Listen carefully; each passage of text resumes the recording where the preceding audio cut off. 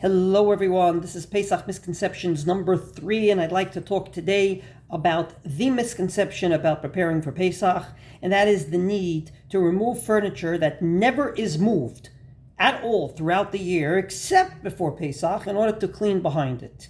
This is 100% not needed. Not the Oraisa, not the Rabbana, not Minhag. Nothing. It is 100% not needed for Pesach. So if you do it, don't blame Pesach or Halacha on it. Say you want to do it because you like to have a clean house even when you don't see the dirt. But do not blame the halacha or Pesach on it, as I will explain. Meet the Oraisa.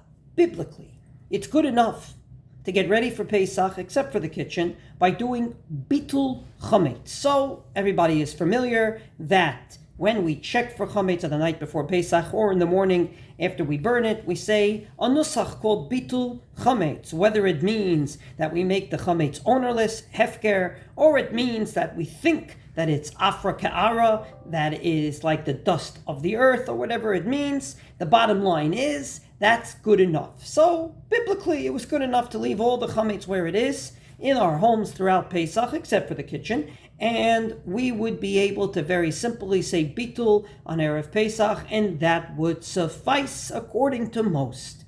But came along the rabbis and said, we are worried. We are worried, says the Ran, about one of two things. Either people really don't mean the bitul, they say it, but let's be honest. When you say it's like dust to me, does people really mean that a good whiskey bottle that cost $100 is like dust? They probably don't mean it. So maybe the bitul is flawed. Or maybe they really mean it. But the bottom line is, people all year eat or drink chametz. And when they see it on Pesach, since it's in the house, they may go ahead and do that even on Pesach. Go ahead and eat it and drink it. Not because they're terrible people, but because they forgot it's Pesach. That's called an aveira b'shogeg. And because of those two concerns, either they didn't mean what they really said, or they meant what they said, but because they're so used to it, they go ahead and eat it.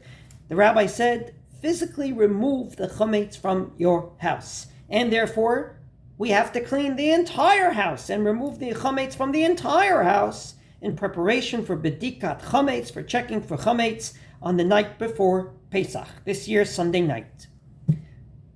However, the rabbi said that their main concern was that you may eat it, or you may say the bitul but didn't mean it. So what does that apply to? It only applies to A, something edible that you may eat, and B, it only applies to something that you can physically get to.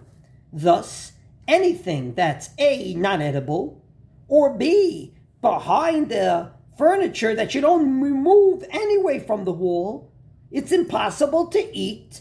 And it's impossible that you didn't mean what you said about a crumb or a Cheerio or whatever it might have been behind that cabinet. And therefore, Mida Oraisa and Mida Rabbanan, there is no reason whatsoever to remove any furniture from their place if during the year you don't eat there. Bedikat chametz, namely removing the chametz in order to check there on the night of Pesach, is Erev Pesach, is only for places that you usually eat. But if you don't usually eat there, there is no reason to clean there for Pesach, and therefore there's no reason to look there for chametz, not during bedikat chametz, and of course, prior to that, not in preparation of cleaning our homes to remove the chametz. That kind of chametz between the wall and the cabinet that's against that wall is covered indeed by the bitul, because you definitely mean it, that it's ownerless or like dust. And even if on Pesach somehow that crumb made it, you wouldn't eat it.